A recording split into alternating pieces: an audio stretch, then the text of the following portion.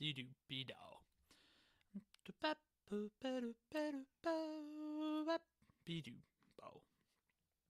Oh, I'm gonna have this song stuck in my head all day today.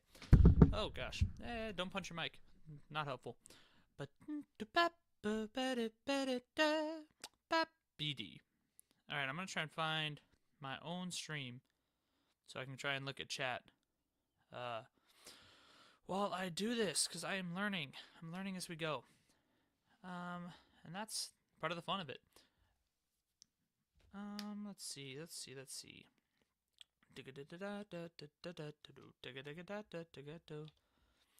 Should be a stream that pops up pretty soon here. And that would be me. Huh. That's me. I'm streaming. Okay, that's good. That's good. I just wonder why it doesn't show it anywhere on my phone. Man, that's just crazy. Hey, it's alright. These things happen. Alright, back to the music writing. We'll have to see how it goes. I'm working on getting the sound settings a little bit better on this, so that way everybody can hear me a little bit more clearly. And I am just more prepared for all of this. There we go. I think I finally found myself. Welcome to chat. Ta-da. There's me. Alright. I've been thinking about the my pickup lessons, and I have this really great intro. Just in case you haven't heard it, here's what the intro sounds like. Really fun, really short, nothing too crazy. And I also have an outro written in basically the same style. So it's...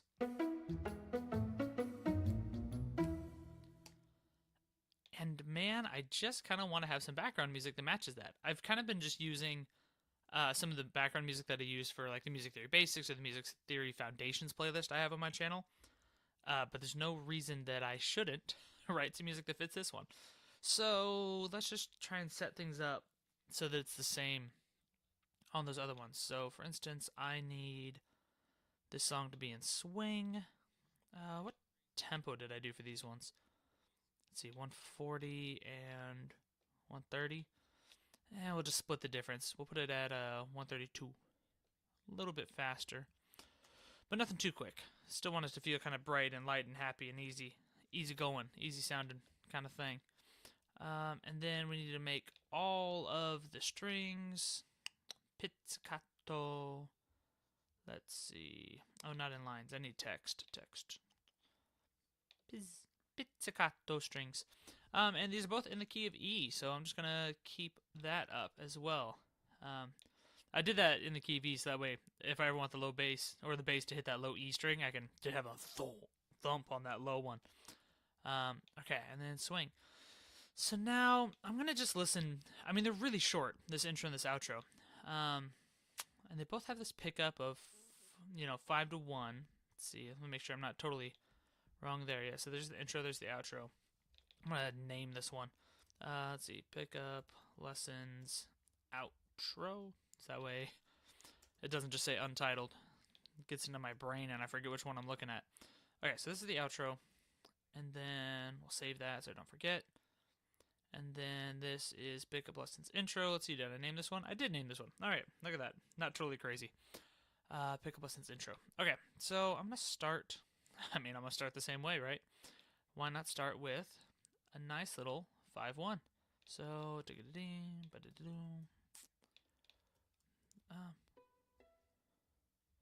stupid. And for this one, so with the intro and outro, they're both pretty like slow and easy going.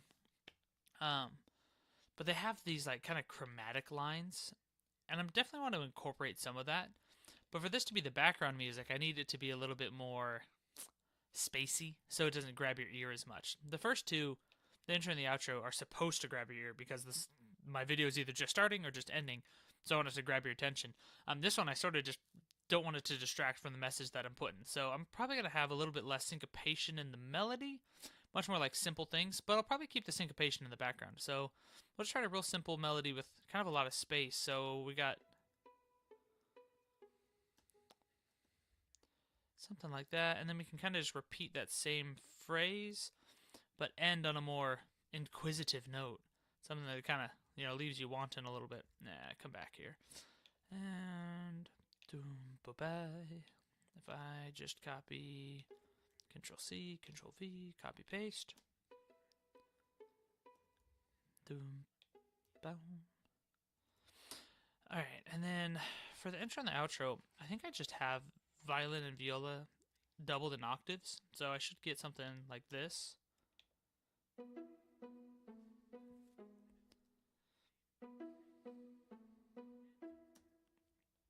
Sounds really, really nice. The violin's just ever so slightly quieter. I bet you I could just make the violin a little bit louder than the viola in the mixer to provide the extra little something something.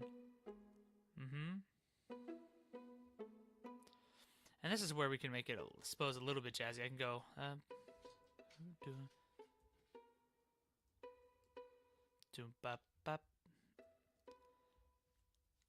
provide that same kind of sound that you hear in the intro and outro as it sits right now. So if I do something like this, it provides the same melodic contour, but it's a call from somebody I don't know. Makes it more jazzy, makes it more snazzy, lighthearted. All right, let's take a listen to that.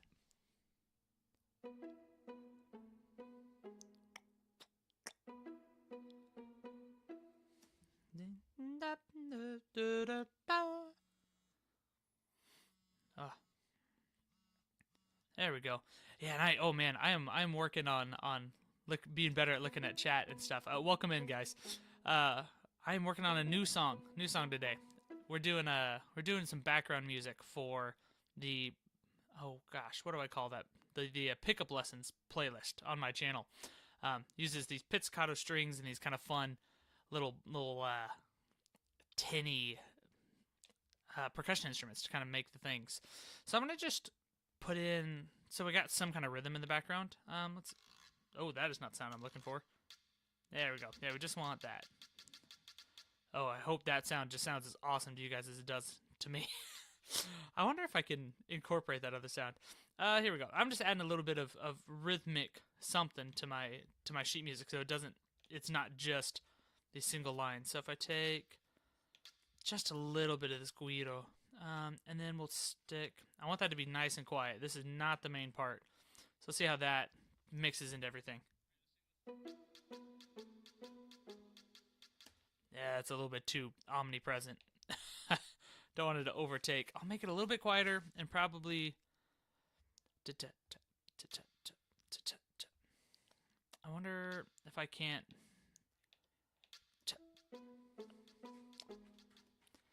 make that a little bit more softer to listen to. Let's see what... I want it to...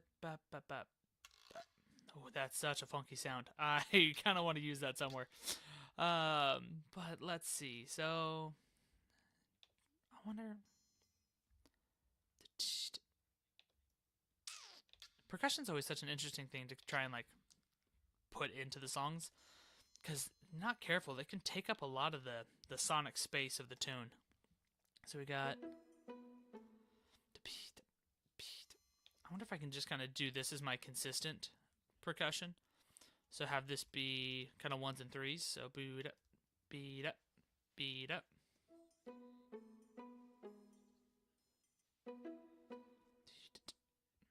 Beat it up. Can I do... Let's try and do 2 hits like that.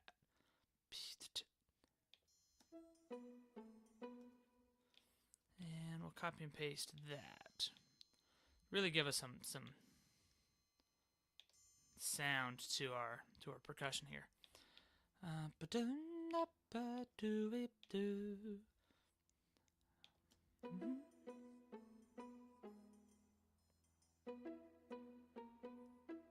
Beautiful.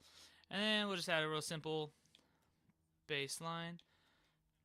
And we want the bass line to be really accenting the offbeats. So we can do something like...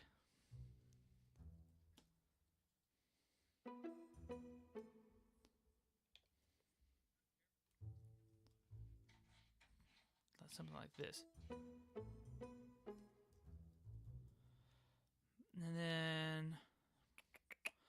do do bap do ba do ba beep. Something like that. Pizzicato. Deep boo bap.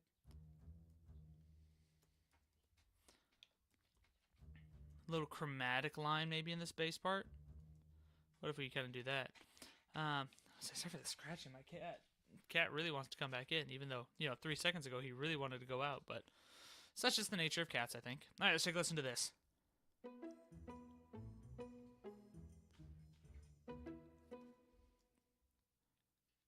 There we go. Okay, this is working. I'm seeing division. And I'm kind of letting the lower instruments fill in those spots in between, and make the melody even more bouncy. So I put a rest here, so that means that the lower instruments should definitely hit on that rest. So if I go 1 and 4, so Buddha. Hey, look at that. He made it in. Hi, Snowshoes. My cat has arrived. Surely to help with the music process. Would not be a menace. That's not like him at all. Beep beep doo beep beep. Alright, let's see.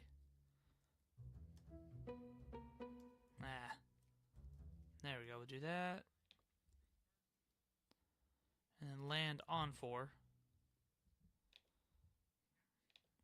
Dee doo. Do. Control C, Control V, jump it up an octave.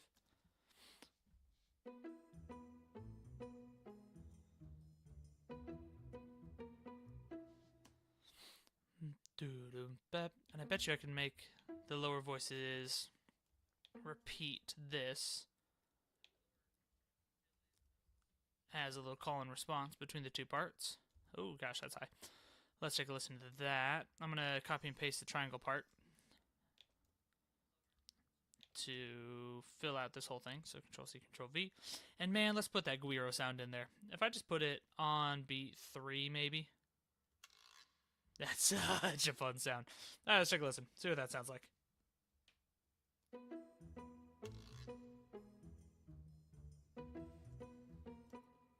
Yeah, I mean, if I just took that sound and did it every other measure on beat 3, so like this.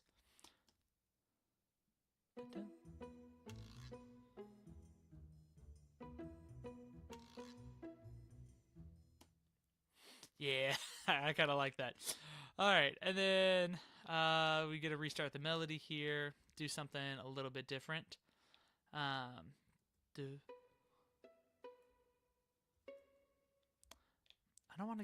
think I basically want to keep all of the chords major so that it kind of feels put together and just happy the whole time.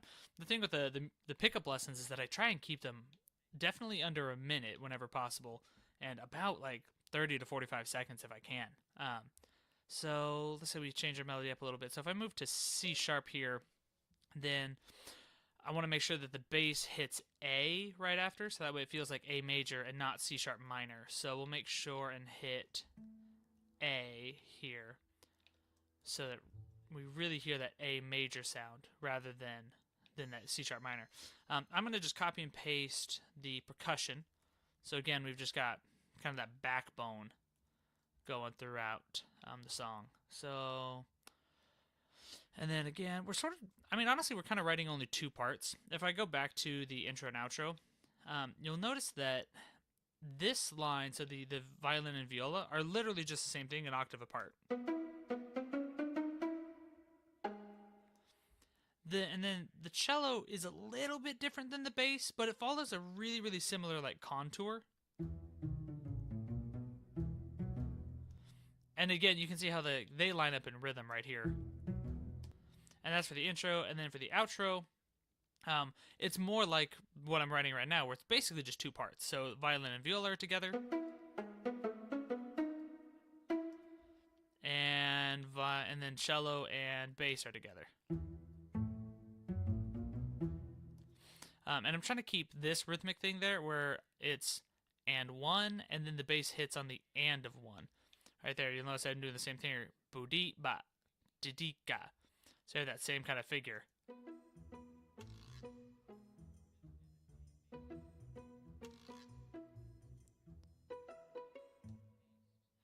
Ah, look at that. Going to the 4 chord is always so pretty. I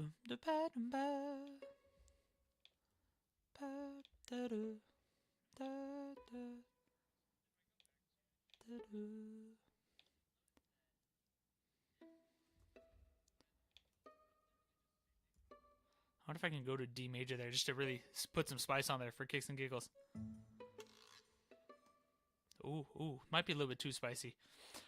But man, that'd be a fun turnaround. Because then I can go boom, ba, ba, ba. So this might be a secondary phrase. So I'll just copy and paste. I'll take this away. And we'll stick it on to right here. Make that sound a little bit more normal and natural. Alright, so then I still like this. Oh, I moved it 1. I still like this part though. Moving to the C, so we'll keep that. Oh, 1 bar too early. So 8th note rest, then we copy and paste. Okay. So we got that, and then it's the path to C, B. What would be?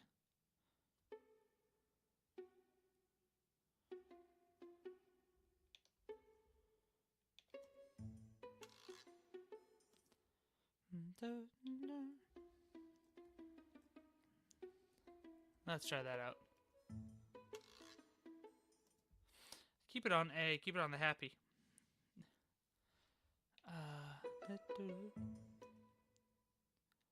Shoop bap bap.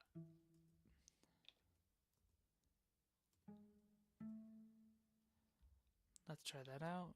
Oh, nice. Oh yeah, I should copy and paste all of this. Control C, Control V, and we need to bring it all down an octave.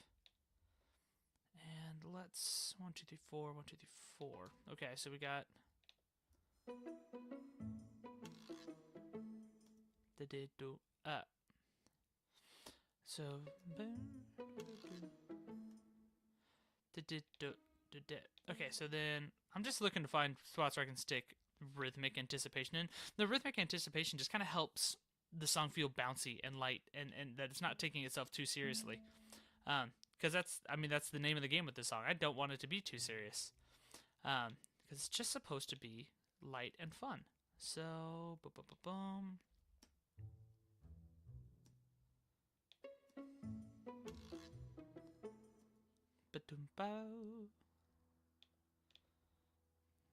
And what if we just do something real simple there? There you go, that's pretty. Alright. Sometimes back to the top. Let's take a listen.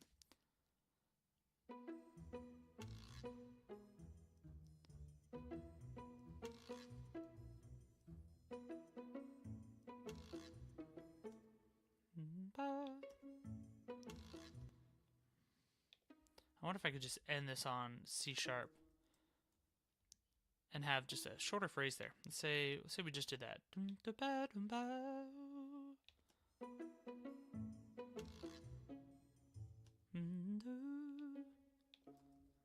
Pop it up the octave maybe? It's just a little bit too low.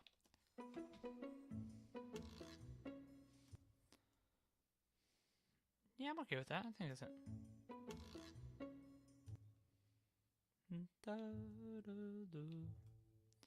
And we'll just copy and paste this. Make sure these 2 lines are both working together.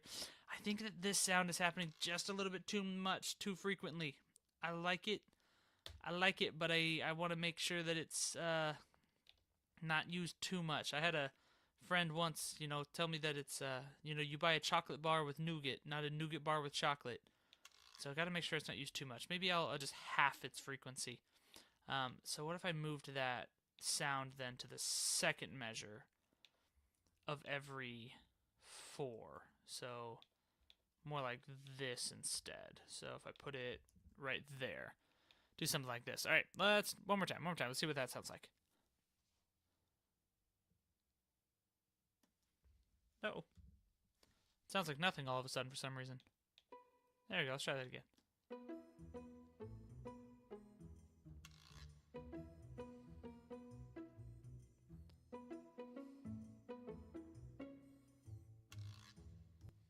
Yeah, there we go. Okay, now it's coming together. Now we're doing something. We're cooking with grease, so to speak. Okay, and let's take that same pickup phrase because I like the sound of it. And we'll do that. So,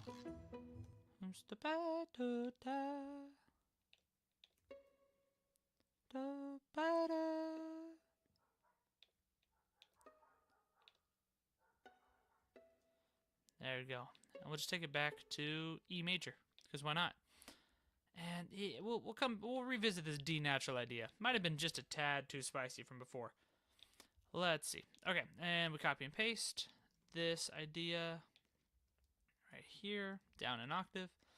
And let's offset this by that eighth note again. So if we do A, so, and I actually probably want to shoot this up an octave.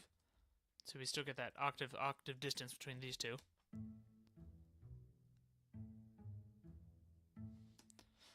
Yep, there we go. Now we're talking.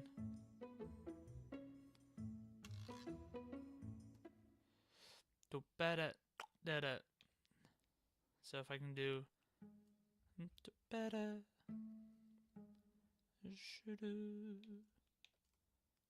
and sure, we'll just copy and paste the whole thing. And what we're going to do is just fill in those spots in between here. So I kind of just want 5-1. So I'm going like that. Well, it's on D already. So if I go D, B, D, B, E.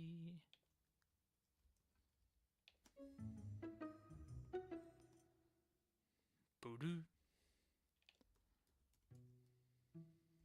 B, E. Let's see what that sounds like. Just kind of feel like they're kind of toppling all over each other, which I think could be kind of fun. So here, we'll take it from the pickups to that B section. So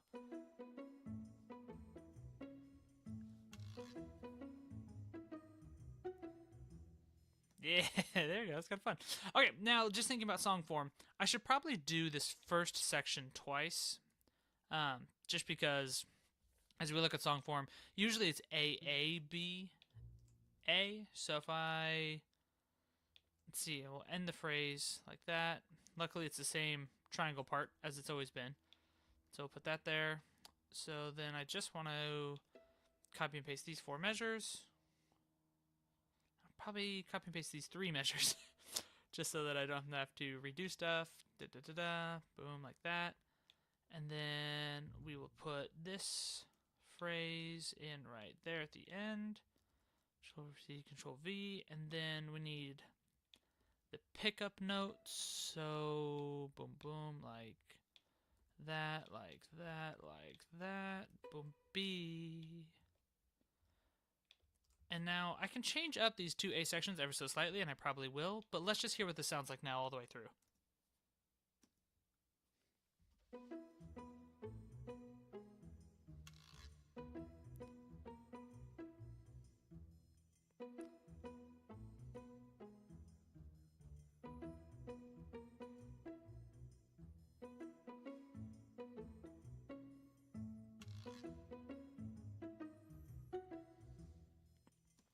Beautiful. It's wonderful.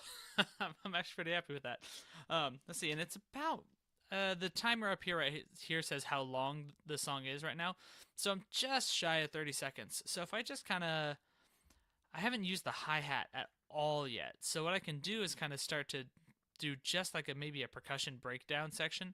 I usually have this in most of my background music for like Music Theory Basics. So for instance, let me see if I can open up one of them and pull it up. So, let's see. Where's the one I'm looking for?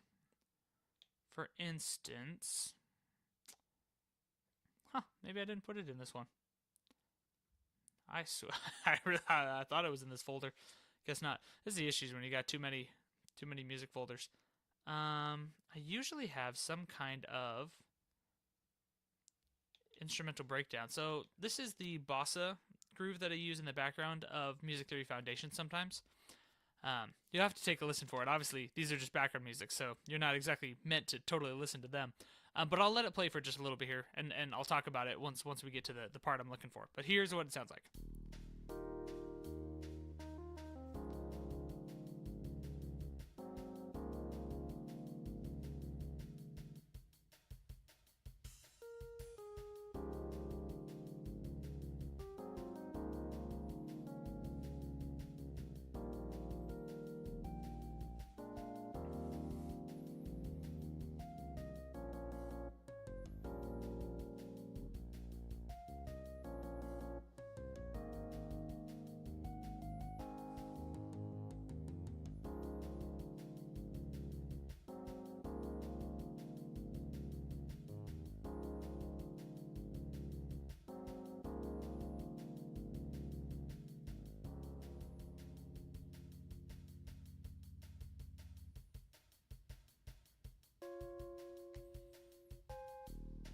Ah, no, I accidentally pressed the restart button. That's too bad. We actually just get into the part I wanted to talk about, too. Alright, I'm gonna fast forward over to that section. Okay, so I'm looking at this part of the song. What happens is that I really pare the melody down. The melody has a lot less notes in it. Way less notes. And it just lets the drums just kind of carry for a little bit. So I'm gonna start the song up again from right there.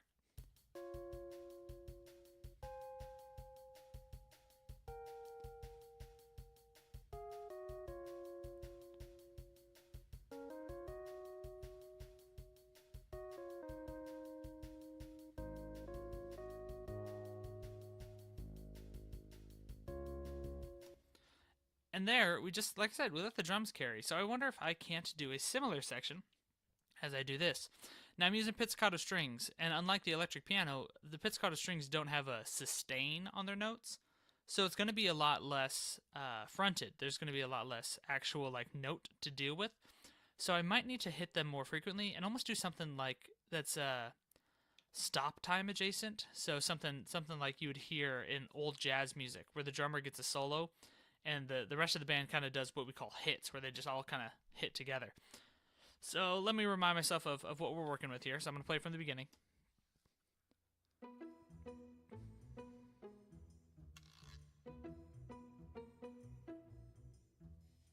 think I want to just hear a little bit more out of that cello and bass sound.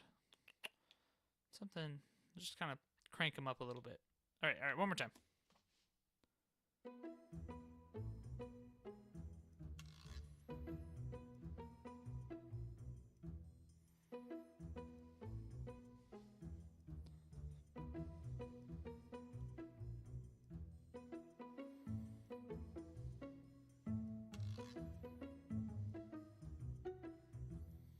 Yeah, say that's great. Alright, so then I just need to start to introduce, so I bet you if I just kind of did, let's see what these three different sounds are I've got. Alright. Start sticking in that hi-hat sound. Alright, so we got... And you also, this hi-hat's going to need to be super quiet, so it's not overtaking anything.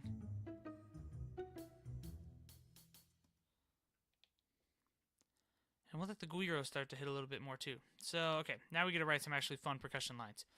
So we're going to leave the triangle exactly as is, because we want that to be our constant. And we wrote something simple for the hi-hat, but we could probably keep that fairly steady too. And then let the guiro be the interesting little hit. So, that's the wrong sound. Much as I love it, we just want that little shaker sound. So, da-da, da-da, da. If we did, so a little bit, ba-ba, be-ba, ba. So something like that. See how that sounds. Okay. The hi-hat and the guiro sound, weirdly enough, really similar. So let's see. Let's turn the hi-hat down. Okay, and it's working together. And then, like I said, we'll just need to do hits for all the stringed instruments. So, say we've got, I mean, just really simple. We hit a just nice E major. Songs in E major. The old keep it simple, stupid method. Let's see what this sounds like. Okay, that's right. I forgot alto clef. There you go. Try that again.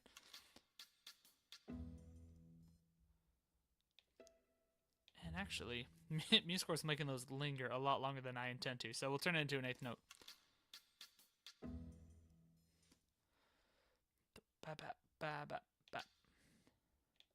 Just shake it at that.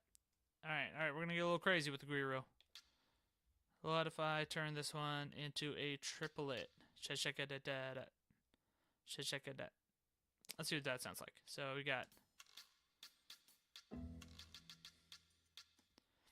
Yep, and we'll make sure the hi-hat also copies over. Take out the dynamic marking. Don't need it 2 times.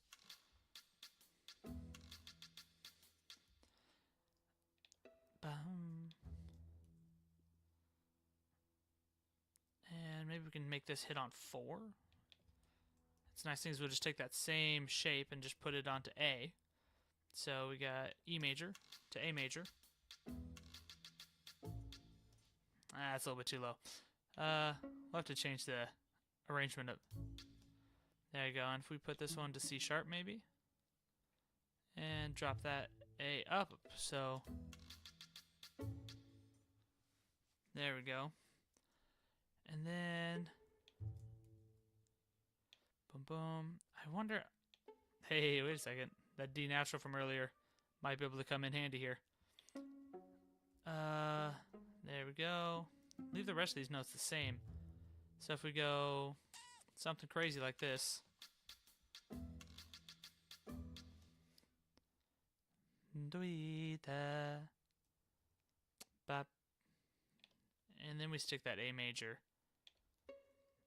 on the offbeat here. So, boom. We'll just copy the rest of these notes. So Control C, Control V on an offbeat. Like that. So, and then we need to turn U into A major. So that's playing G sharp. So we're down to E. And then U to A. And U also to A.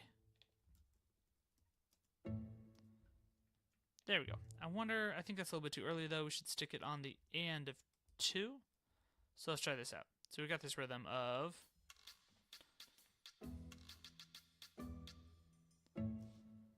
da-ga-da, da-ga-da, da-ga-da-da, ba. So if I go shagga-da-do, ba. So, bap, bap, bap, bap, bap. D-gap, bap. So now we're letting the guiro kind of play along with the strings and have that be a little duet of sorts, where they're kind of working together in that regard. So we'll keep listening.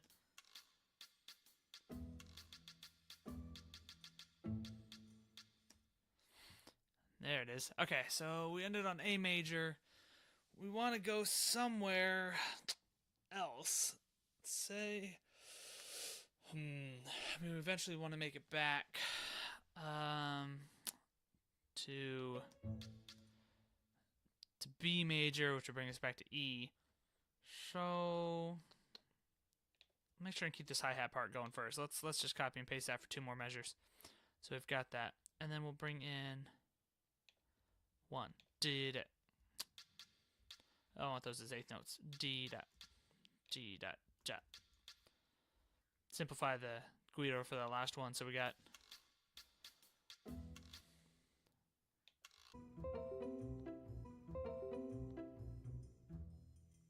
There we go. I think we're back.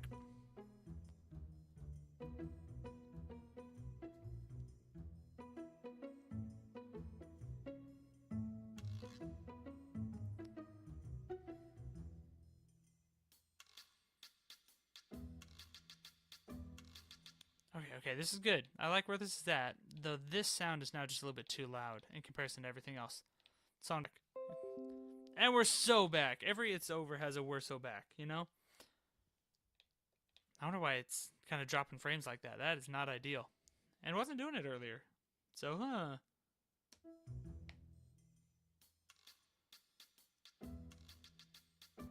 Alright, so I think we need to introduce the hi-hat just a tad earlier, because it comes out of kind of nowhere.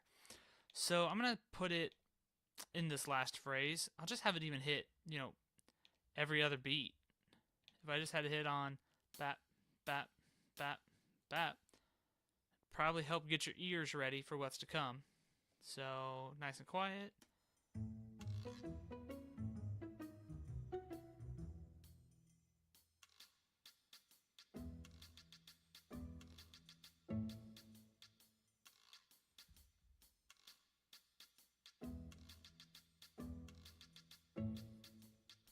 There we go. That sounds nice. Got to do something different for a repeat of it though. So we got.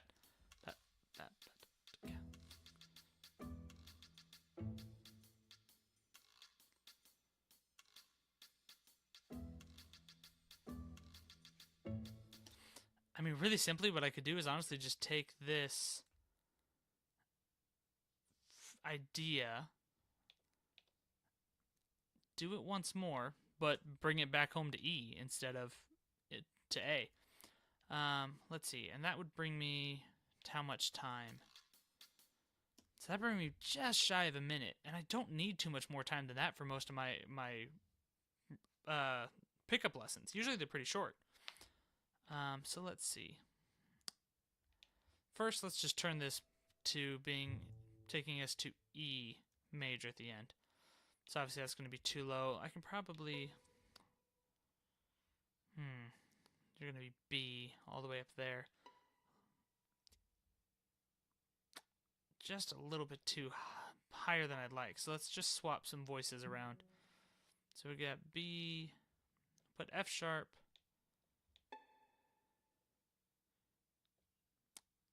Let's see with this. And then we need an A. So we can put A, G sharp. That'd be E, but...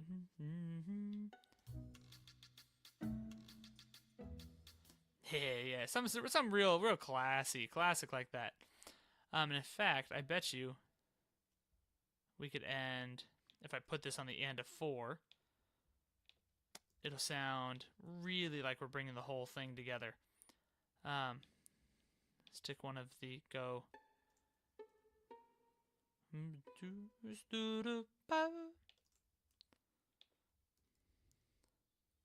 See what this sounds like.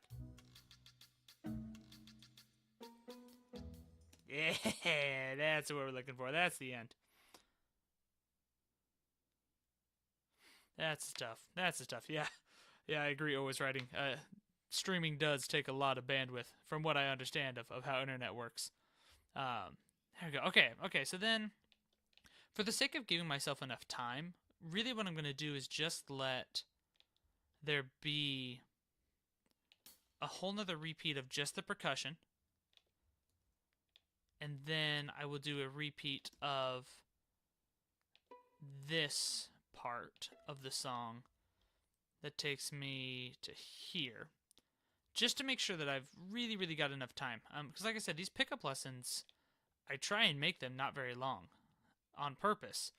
Because usually they're not on topics that I think take too long to explain. And I want to, I want to respect my viewers' time, and I don't want to make 10-minute videos for a 2-minute explanation. That's just not really necessary. So if I do all of that repeat stuff, I will be at 1 minute and 14 seconds. Now, I have not had a single pickup lesson, I don't think, go any longer than that. Let's take a listen through the whole thing. And again, I probably won't ever make it through the whole thing, but we'll see. And as a reminder as well, this is supposed to be background music, so I'm intentionally not writing it to be too ear catchy, but just to be enjoyable to listen to and kind of really easy to take it slow. So here we go from the top.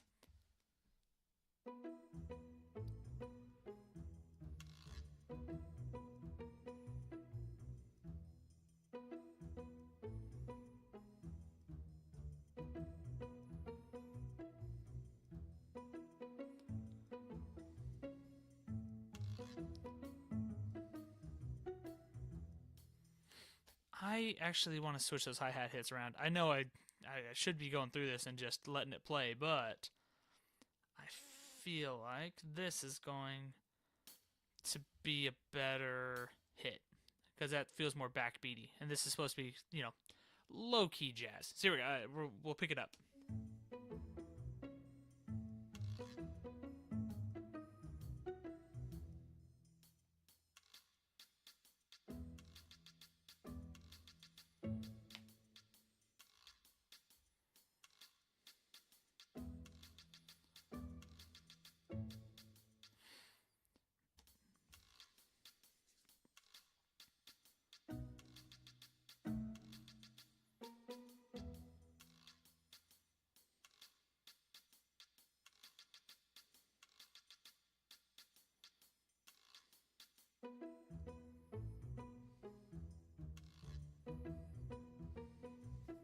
I bet you I could put, and again, this is just writing out the ideas right as I hear them.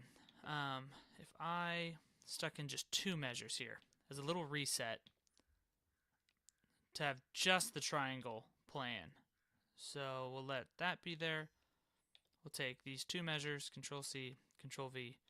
And I'm going to play the end of this B section real quick. So we should have...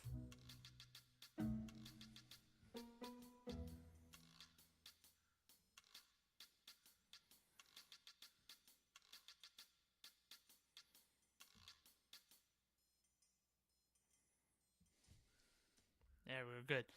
And then we just need a final hi-hat hit probably there to finish off the idea.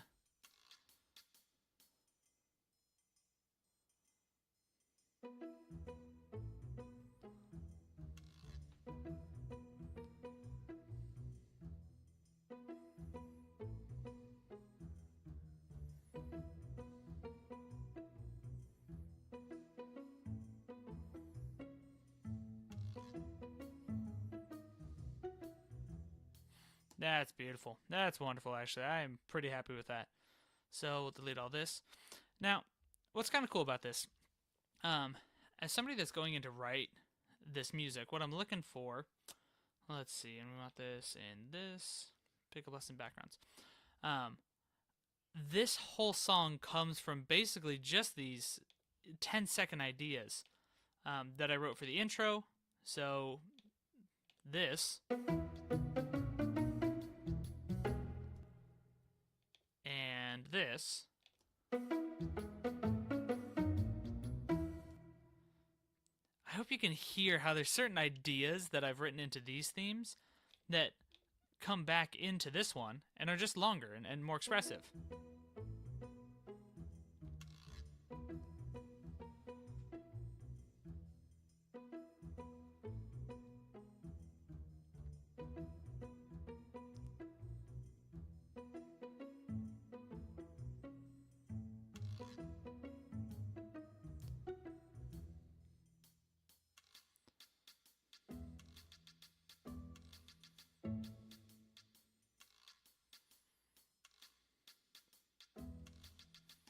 I wonder if I can turn, just for kicks and giggles, I'm going to see what it sounds like if I turn this chord into D major.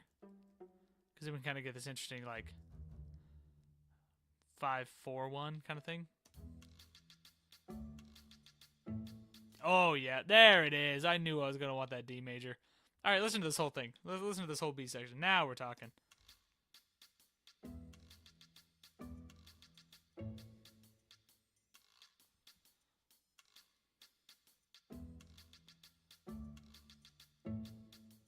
Beautiful. Gorgeous.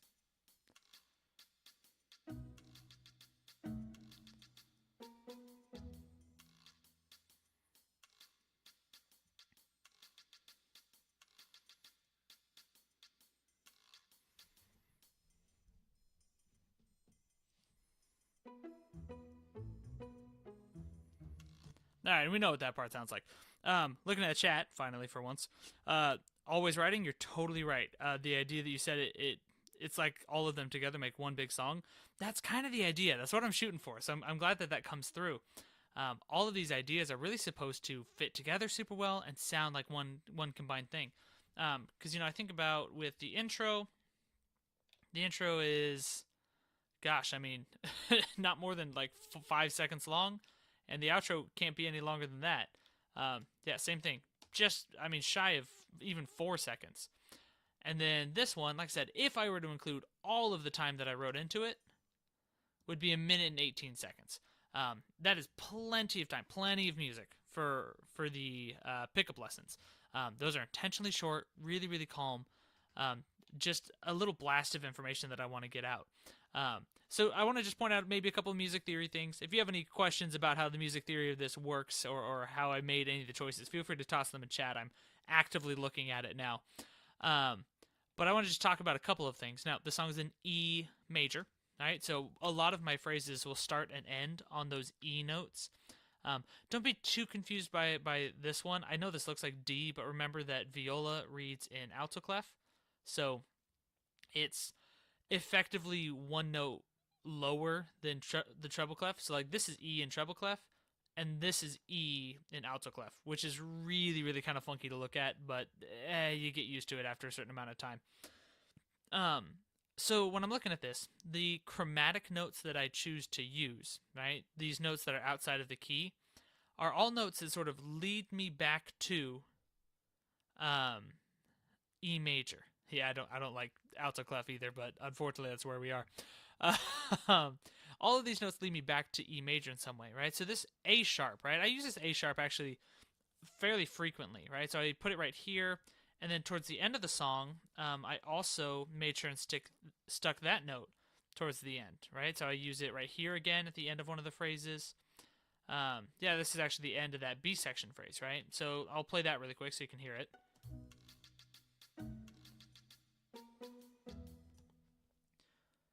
So that A sharp works as what we would call a secondary dominant.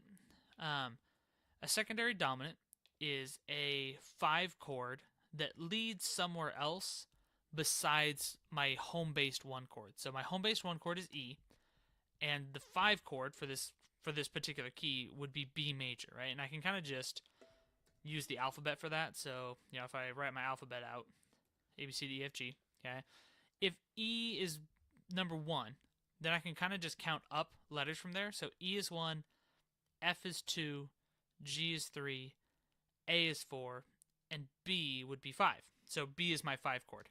But if I wanted to approach B by its 5 chord, then I need to treat B as if it was 1. So if B is 1, C would be 2, D is 3, E is 4, and F is 5. Now, for music theory reasons, I'm looking for a perfect fifth here, so this is technically F sharp.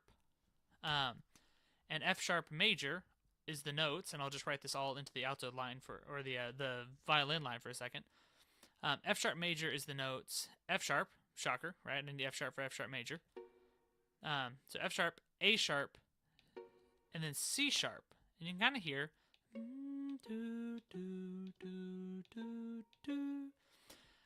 without that A sharp in there, it would just become F sharp minor, which fits better into my key of E major, but I'm trying to fit in the key of B major. And if I look over at my key signatures, the key of B major, which would be this one, has A sharp in it.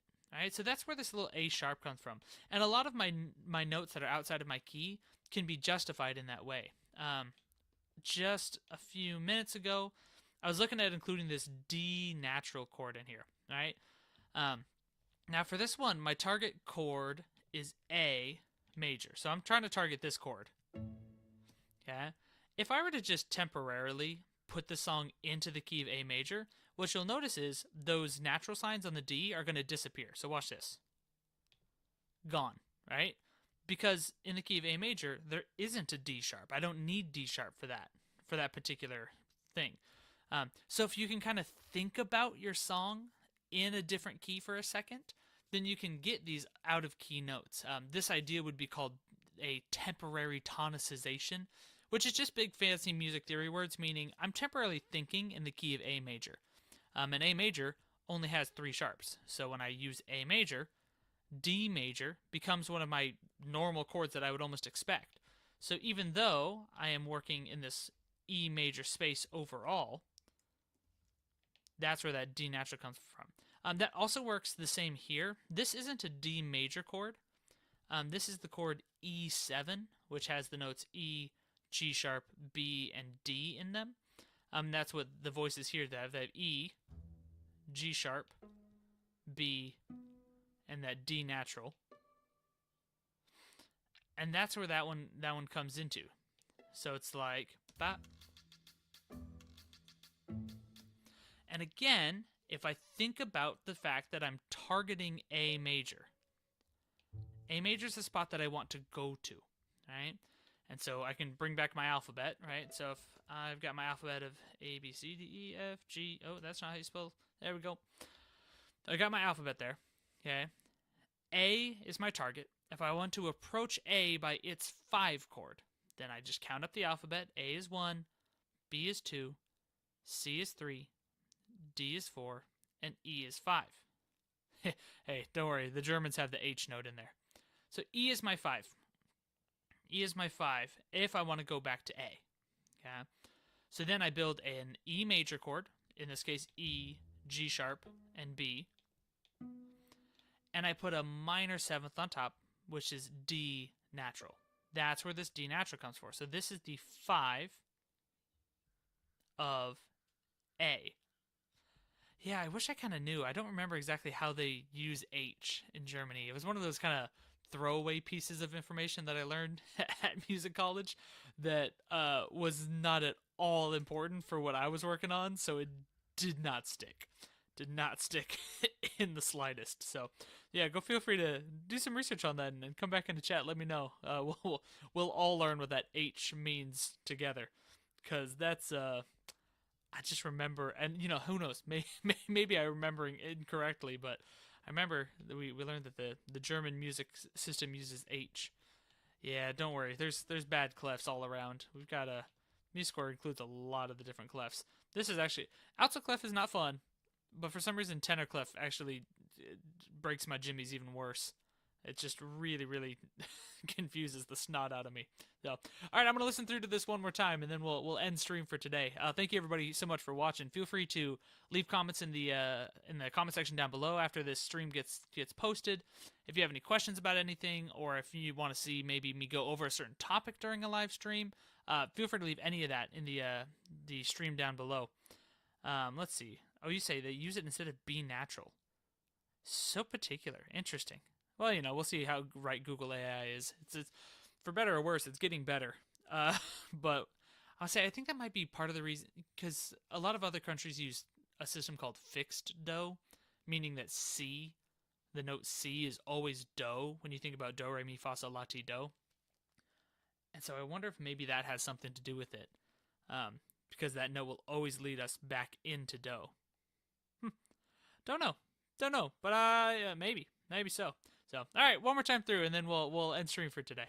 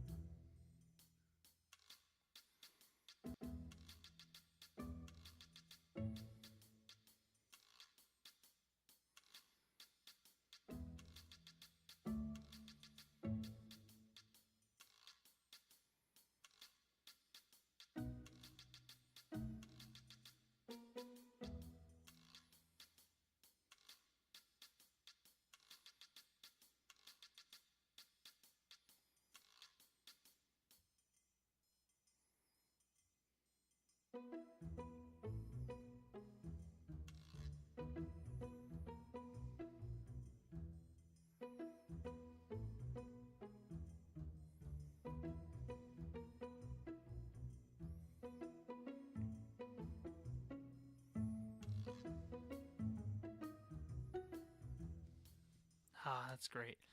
I was noticing, though, I think some of these Guiro hits didn't copy over, so let's replace those. But maybe they did. They really are just very infrequent.